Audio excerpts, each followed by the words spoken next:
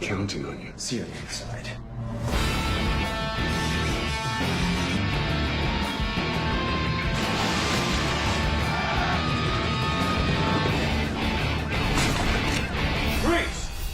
Come on, man.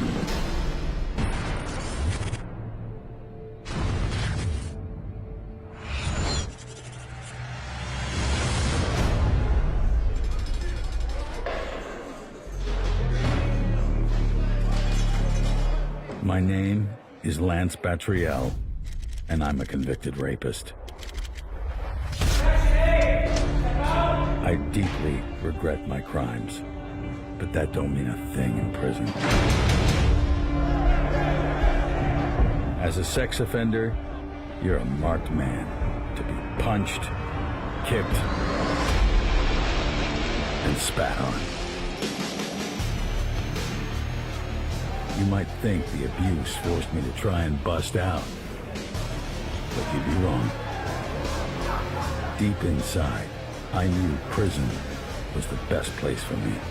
It stopped me reoffending while I tried to become a better person. The Indiana State Prison is definitely one of the toughest prisons in the United States. There's over 2,000 inmates that are closely confined every day, and 3 out of 4 of them are in there for murder. There is a true hierarchy, and at the very bottom are the sex offenders that are in danger for their lives every day. Very dangerous, very dark.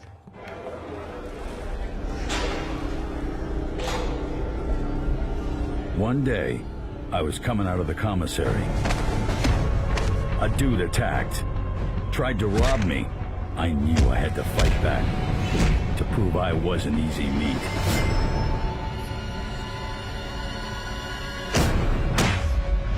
But he cut me before I could get away. I needed some help treating the wound before a guard saw any blood. Got no problem here. That's how I got to know Mark Boer.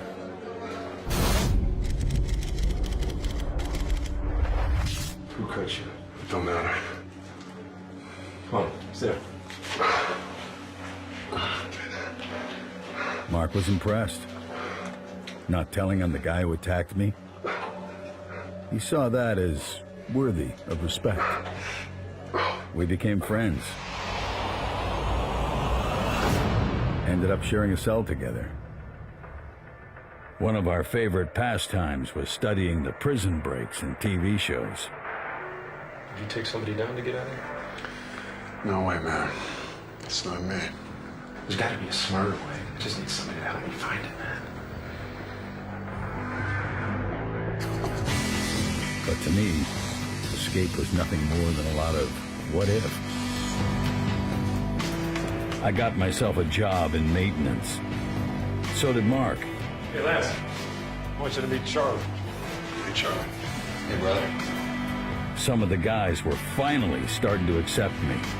It just wasn't in my heart to escape.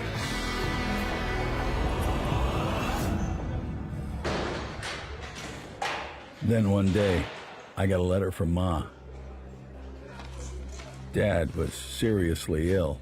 He was in hospital with a 50-50 chance of survival.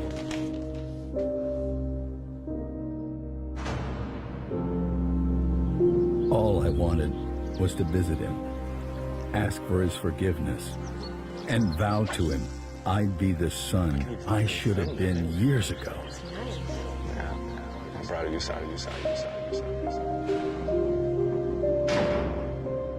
The Indiana State Prison is a maximum security prison. There isn't any compassionate leave. That's the reality of it. That's where you're stuck until the end of your sentence. I realized if I was going to see my father before he died, I had to escape. That night, I told Mark I was ready to break out. For real. Listen, man. I'm leaving.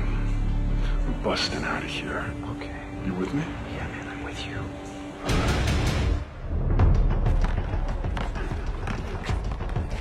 Because of our jobs, we had access to tools. We could get around the prison real easy, and we were trusted. But our escape options still seemed limited. It is nearly impossible to get out of the Indiana State Prison. Most of the prison was covered by CCTV cameras. There's various canine teams. You have a wall that's nearly 30 feet high, and there's razor wire on top of that. And around the perimeter of that wall, there's about 10 towers. An inmate is climbing over the wall. Do you shoot him? Of course you shoot him. We realized the answer wasn't to go over the walls, but to find a way under them. We'd been fixing things in the tunnels beneath the prison for years, always watched by a guard. I was what they called a tunnel rat. We patrolled all the underground systems of the facility. The tunnel system is huge. It goes on for miles, it wraps around, it goes everywhere. We knew one of these tunnels connected to a storm drain leading out of the prison and all the way to 10th Street in the city. How? Because back in the 80s, it was big news when some guys knocked a hole in the drain, crawled in, and escaped. All right, guys, time to wrap it up. Let's go. I figured our only hope was to pull the same trick again. Except now there was extra security. There was a lot of gates and bars, and we just didn't think it was possible that there would be another escape. We had to find a way to cut through all of them security gates, undetected. My idea was to get down there at night. If an inmate did find a way down in the tunnel system at night, they pretty much had free reign to do whatever they wanted because there was no security staff there.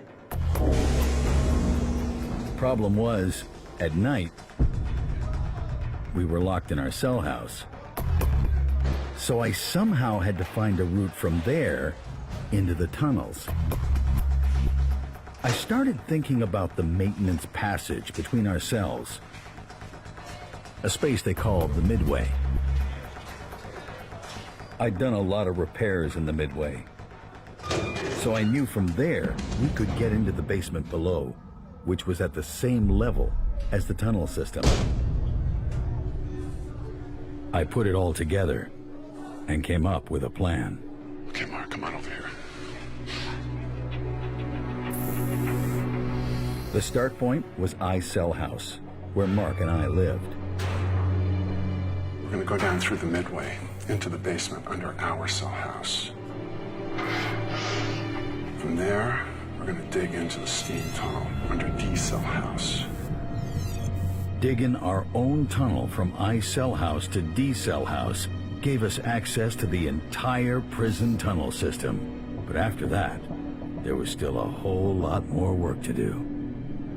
We're gonna cut through the security gate under A cell house, through the 2 gates under F dorm, and the cage around the storm drain. We exit the manhole cover on 10th Street. Can we do this? Gotta try. Suddenly, the idea of escaping wasn't just talk, it was real. But crawling nearly half a mile through a 2-foot wide storm drain would be hell on earth. If we got stuck, we'd die. Like trapped rats.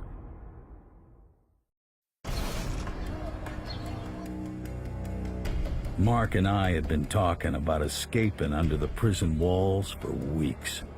But to get into the tunnels from cell house, we needed access to the maintenance passage between our cells, known as the midway. From there, we could get into the basement below and dig our way into the tunnels. But only a supervisor could unlock the midway door. What we needed was his key. So I used glue from the workshop and baby powder from the commissary to make some silly putty. The success of our plan depended on a simple mix of 2 household ingredients. Next time the guards took us into the midway, Mark hid some tools. Then called over to the supervisor. Hey, boss, come here for a second. You gotta see this. The midway was real tight. So from experience, I knew he would have to take off his utility belt before he walked over.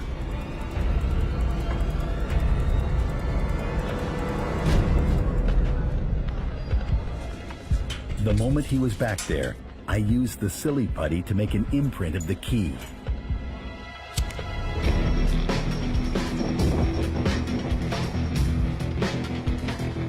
I used wax to create an outline on a piece of scrap from the metal shop. I sanded it into shape. It was risky work. It took 2 days.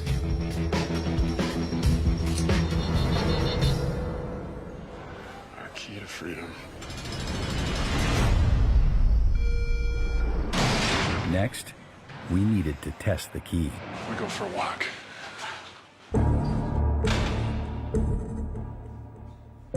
The only problem was the guard's office.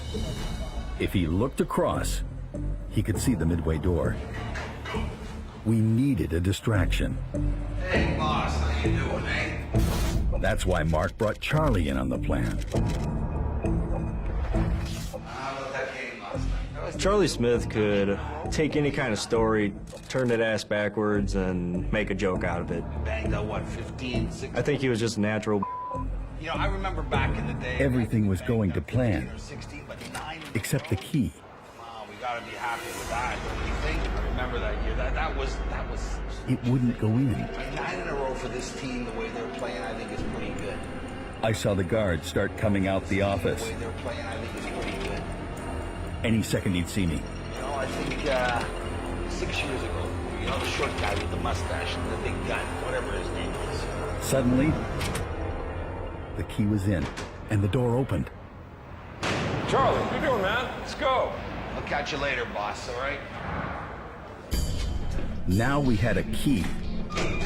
We could get into the basement, but facing us was a much bigger obstacle. To dig our way into the steam tunnel, we first had to smash through the basement's solid brick walls. We'd made us a homemade sledgehammer back at the workshop. I was worried they'd hear me busting the wall and call an emergency count. Nobody seemed to notice.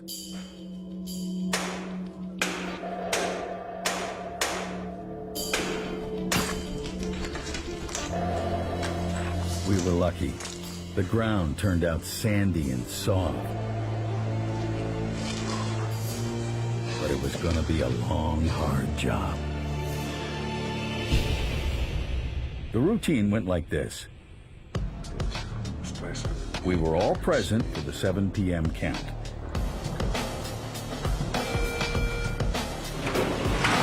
After this, Mark or I would slip into the midway. Hey, boss. With Charlie's help, of course. I hear your mother makes a mean apple pie.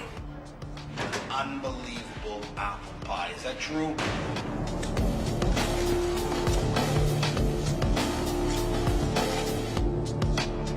At the 9 p.m. count, we were locked in our cells for the night.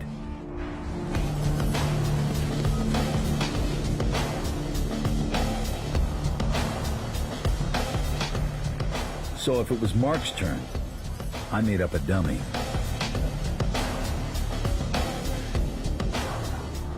And tried to act normal. During a count, you're supposed to be 100% certain that that inmate is in fact in his cell. But it's fairly easy to get complacent. You see same inmates from the same cells every day.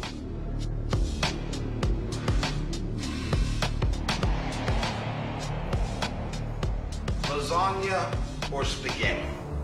Whoever was digging came up after 4 a.m. when our cells were open. That on the menu downstairs, huh? They had to be back in the cell at the latest by 5 a.m. when there was another count.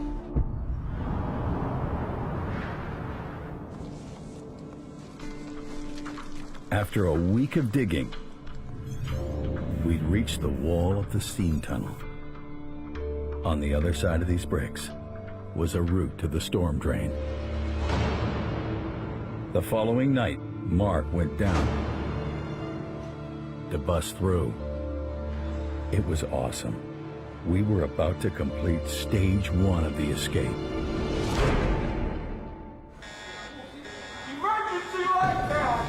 He'd been gone about 20 minutes when my worst fear became reality. I just about had a heart attack. We had to be out of our beds for an emergency count, so a dummy wouldn't cut it. I was thinking maybe they've heard Mark smashing the wall. We're busted. The guards were 2 doors away, and Mark was still in the basement. There was only one thing I could think to do. I hung up the sheet we'd sit behind while we were on the John.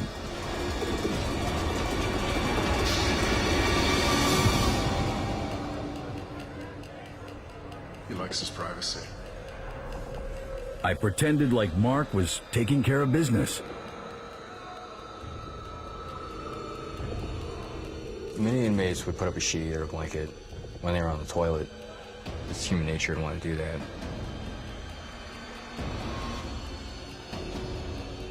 Technically, it was against regulations. But there's kind of a gray area.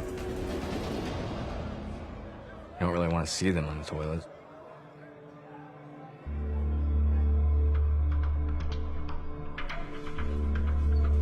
I couldn't believe it when the guards checked us off. It turns out the whole thing was just a drill. That night, Mark broke into the steam tunnel.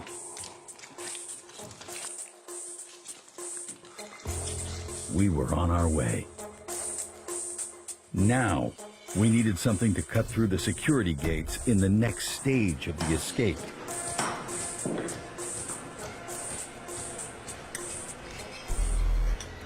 I came up with an idea. Remove the pump from a faulty tray warmer.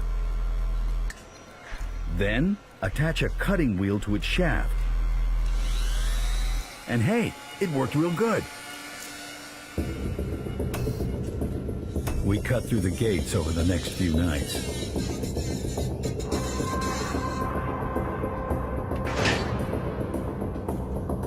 I could hardly believe it when those big old hunks of metal swung open. But when we reached the cage around the storm drain, we were in for a surprise. We thought it would be made of a soft metal, but it turned out to be hardened steel. Our homemade cutter was useless. It was like a kick in the stomach. We had to find a way through that cage before the tunnel rats stumbled across what we'd done. What we needed was something high-powered, like a sawzall. But cutting tools could only be used for specific jobs. They were checked out and monitored closely by a supervisor. Hey, boss, can I get a sawzall to fix some of the lights?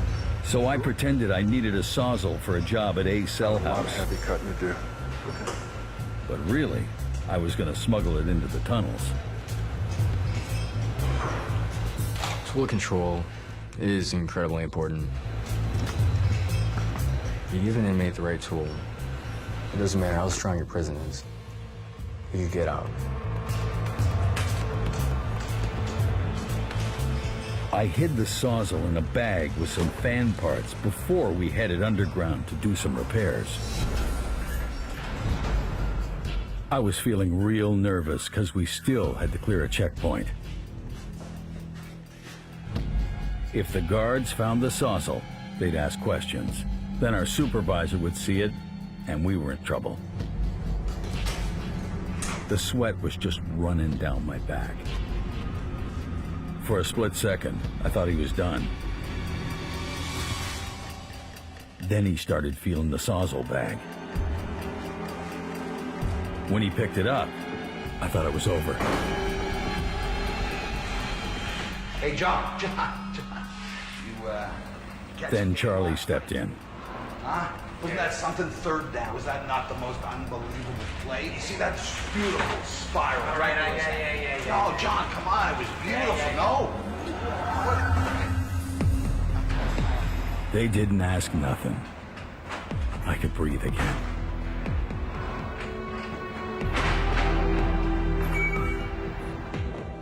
When we got to the tunnel entrance, I made up an excuse to leave the crew. Do you mind if I take these fan parts back to the cell house? Okay.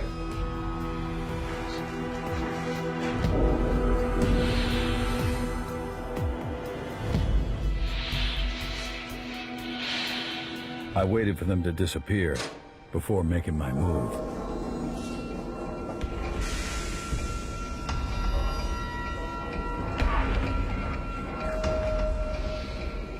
I had to act fast. I needed to be back in time for the 2 p.m. count, and being down there on my own would be impossible to explain. When I got to the storm drain, I kept thinking, we're almost there.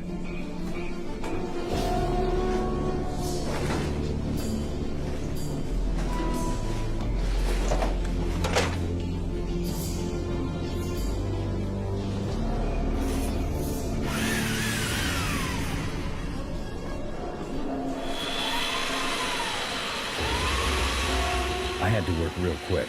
The longer it took, the more chance a tunnel rat might show up. But the steel was so hard it took 30 minutes to cut just one bar. I started to panic. It was taking forever and making a hell of a lot of noise.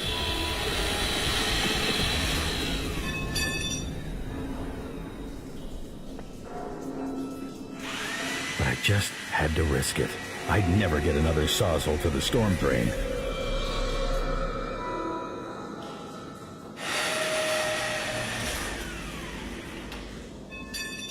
It took 3 hours, but the job was done. We'd cut so much stuff now I knew it was just a matter of time before the guards found out. You had to patrol all the tunnels at least once a week. We had to check for steam leaks, water leaks. Then we also had to check to make sure there wasn't no escape attempts. The clock was ticking. It was time to bust out.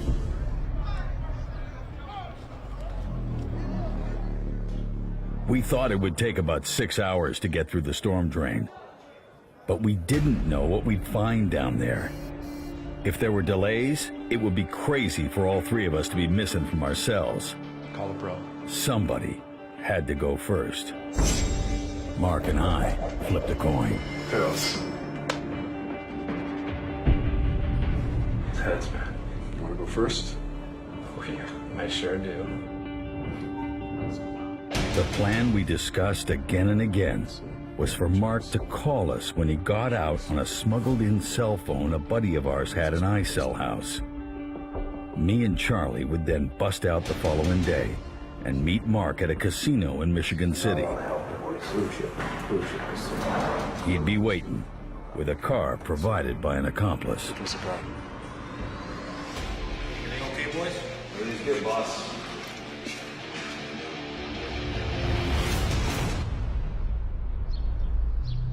Hey, boss, how you doing? Mark was ready to go after the 12 o'clock count. Starsky and Hutch or Kojak? I mean, a lot of the guys... Maybe it was nerves, but he seemed a little cold. Good luck.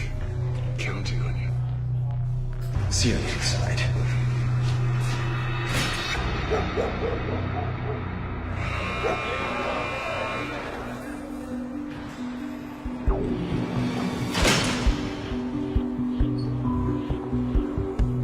That night, just as regular, I put the dummy in the bed.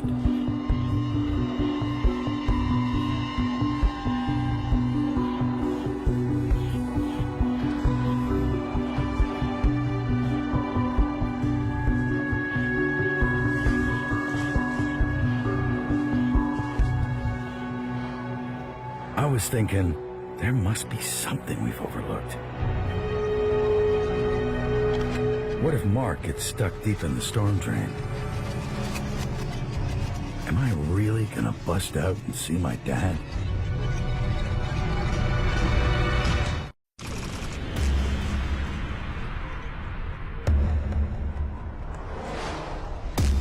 I was ready to bust out, but I couldn't make my move until I knew Mark had got through the storm drain and reached freedom. All day Saturday, there was no call from Mark. I was getting nervous. Then, in the evening, Charles arrived with news. Cold. He's out, man. He's out. Just called Wolf upstairs 5 minutes ago, man. You're going home, brother.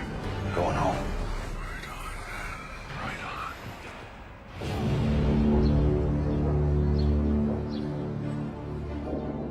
on. We dropped into the tunnels just after 5 a.m. The next count was at 10 a.m. We had less than 5 hours to get as far from the prison as possible.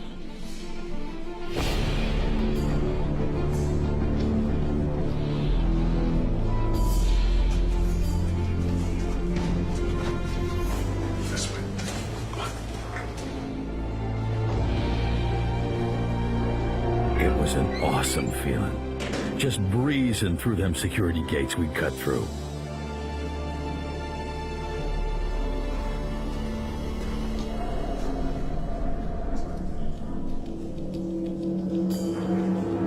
We crawled into the storm drain.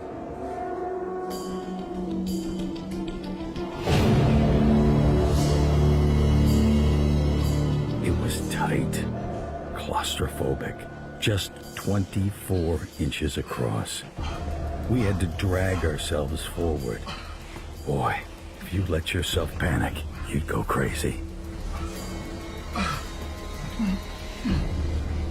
We reached a space under a grill inside the prison grounds. Charlie was struggling. Let's go. He's a big guy. I wasn't sure he'd make it through the next part of the route.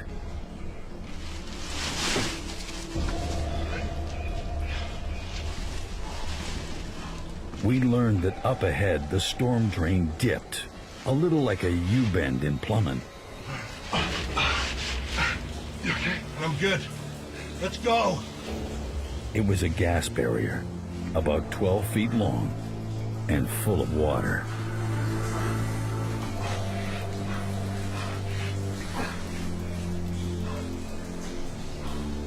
We'd have to swim through it. Once inside, there'd be no way to turn around. You made it through, or died trying.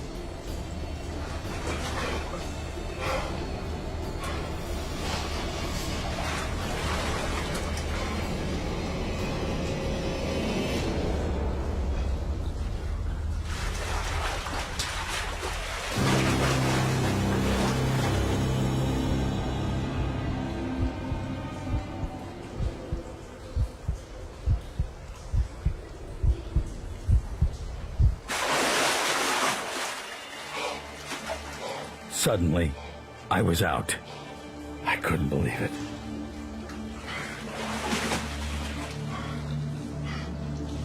I didn't wait for Charlie. I had to keep going. Time was running out. In all, it took 3 hours to reach the main storm drain under 10th Street.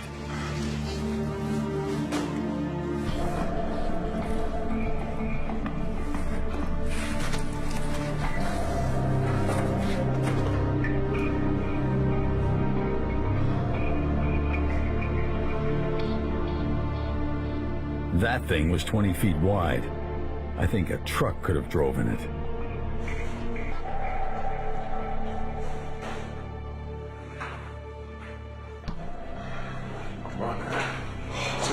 Let's go. I'd been waiting, hoping, and praying for this moment for months. Oh, man, that's beautiful. Let's go, man.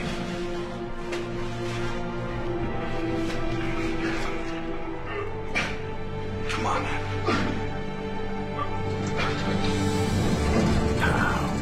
Suddenly light. A world I hadn't seen for more than 10 years.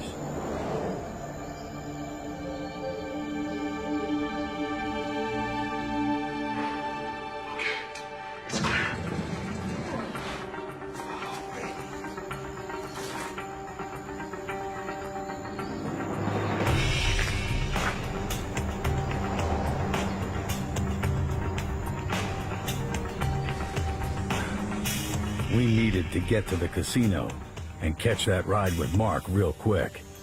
7:45. We gotta go now.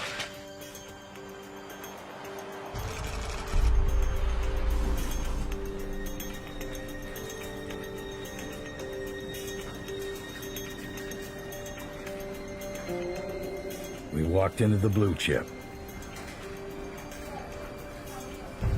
But there was no sign of Mark. Listen, could you tell me if the Mark Boer left a message? No messages from Mark Boer. Nothing, huh? Okay. I'll check back later, thanks. I tried to stay calm, but I couldn't believe what was happening. There's no hair, man. I got a bad feeling about this. We'd broken out, but the plan was falling apart. Mark was nowhere to be seen, and any minute now the guards would find out we were missing.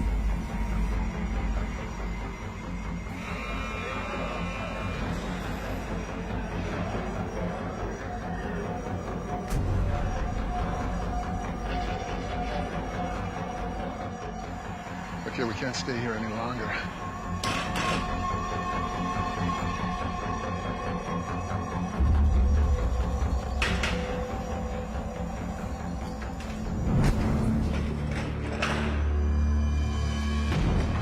I was shocked. That was the first question in my mind, is how?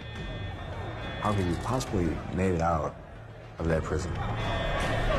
That's pretty genius on their part. When I arrived at the prison, it was just a buzz of activity. In any manhunt, the first 12 to 24 hours are critical. Mark Ragalan, United States Marshal. Once you get past that time, you don't know if they've gotten into a vehicle, a train, a plane. Got a file on these guys? They could be anywhere. You think to yourself, my God, you've got 2 convicted murderers and a convicted rapist on the loose. You better not screw this up. Lance Bottrell, this guy's a serious sex offender. He could be outside the walls of this prison right now committing sex offenses. All right, you know the drill, boys. We need to find out who they know, friends, family. We threw everything we had at him. There was anywhere from 50 to 75 officers on the ground attempting to apprehend the escapee. The 3 inmates began serving time at the Indiana State Prison in the late 1990s and had at least 30 years left on their sentences. It's unclear how the 3 breached security, entered the tunnels underneath the prison, and escaped.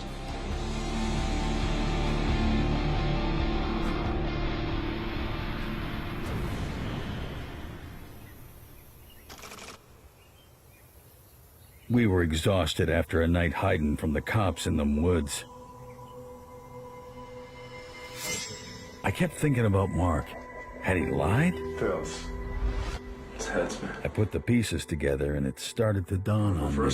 Oh, yeah, I sure do. The guy I thought was my friend had used me and Charlie to get out of prison. See you on the other side.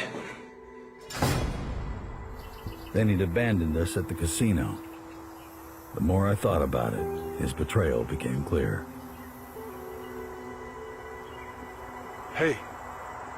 Come on, gotta get going.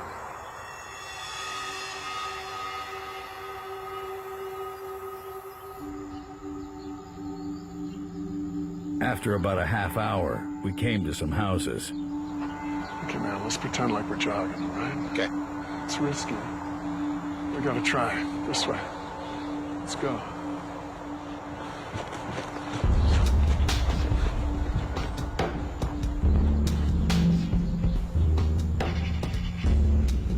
I could see an SUV parked on the road. Something about the guy sitting inside made me uneasy. I think it's a cop.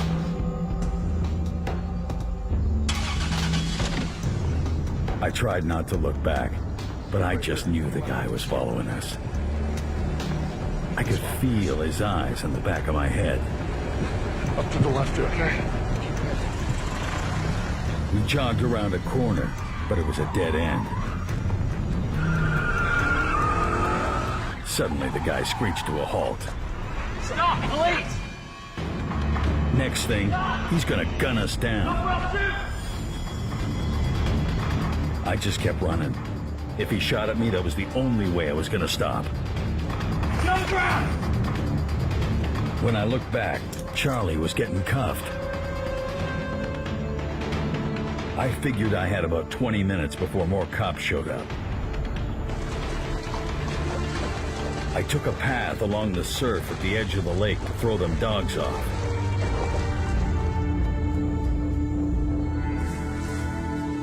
I came across this little scrap of woods and found a place for me to hide.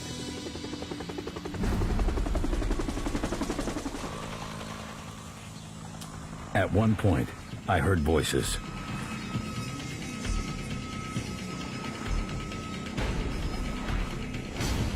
They were out searching for me.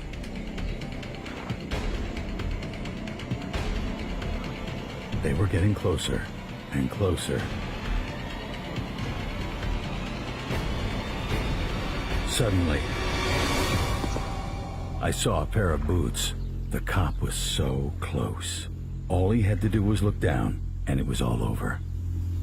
I held my breath. All I moved was my eyeballs.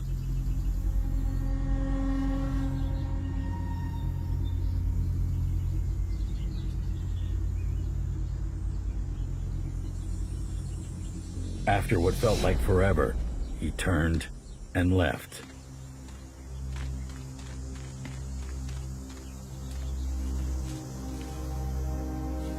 About then, my heart blew out of my chest.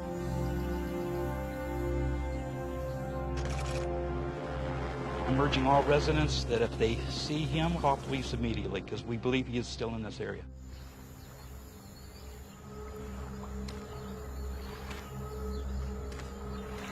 Every day Lance Btryal was on the loose, I'm thinking to myself, this guy is a serial sex offender, and there's a chance of him finding another victim and striking again.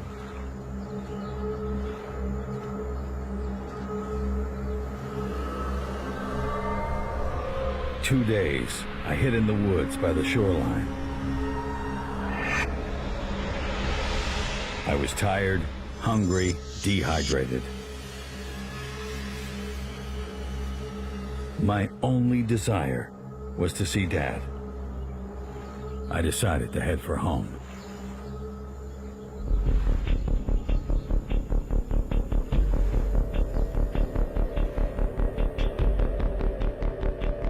I only had a few bucks, but I knew I'd make it somehow.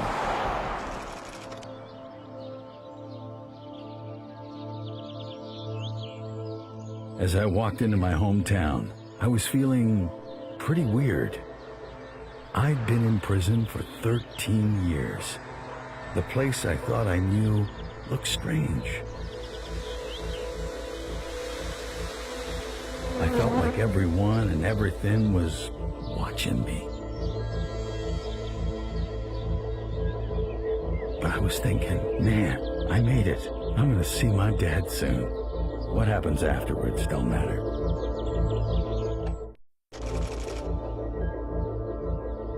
It had taken me 10 days to reach my hometown after busting out of prison to see my dad.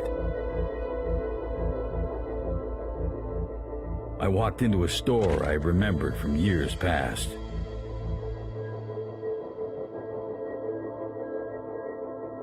A few seconds later, I couldn't believe it. there's my dad. 13 years had not made me forget what he looked like. I was just blown away. I walked over to him. I said, Hey, haven't seen you in a long time. He took a long look. A light came on in his mind. Lance! He was so happy. How are you doing? Are you okay? I'm good. I'm good. I got someone for you to see. I was looking for a certain item, and Patrick called me. Jerry, look what I found. And I turned around, and he had this fellow with him. I didn't know who he was until he got close.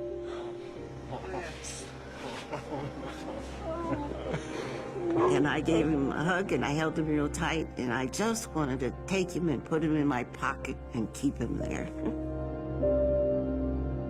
I was very worried that somebody would recognize Lance. It was just like if I was in heaven. My son, what they call the prodigal son, was home. So how have you been, Dad? I've had some hard times, but we're getting through. It got quiet. And he said, well, Dad, I really got to say, I'm really sorry about all the trouble I made for you and Mom. He said, you know, Dad, you're the only dad I got. And I love you so much. But I did say to him, I think you should give yourself up. You're probably right. I just don't know what to do.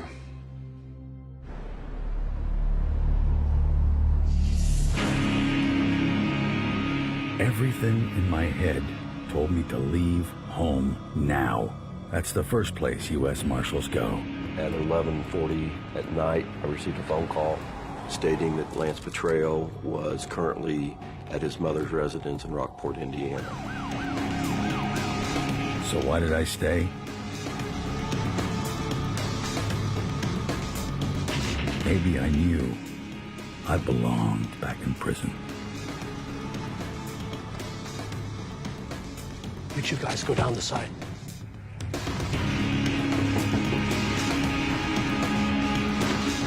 Mrs. Lynch, is he here? I explained to her that I was going to have to come in and check her house. He's asleep upstairs in the bedroom.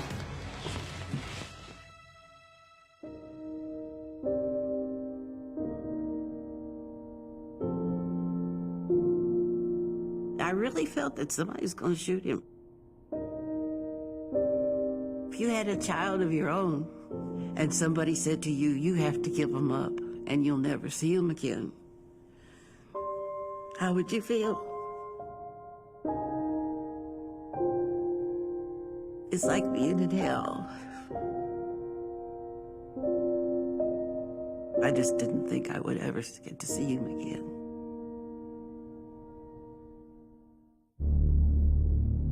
The next day, we got a tip that Mark Boer was staying in a hotel on the north side of Indianapolis.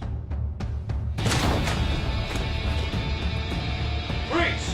Hands behind your head. Hands He looked behind your extremely surprised to see that door come off the hinges.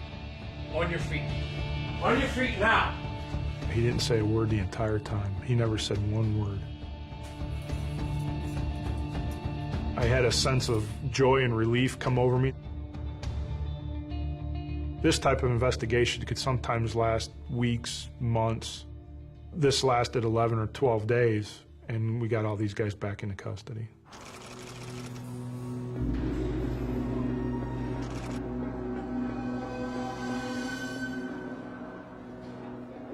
I'm locked in my cell 23 hours a day now, but the escape was worth it. I got to see my father and tell him those things that meant everything in the world to me. He died 2 months later.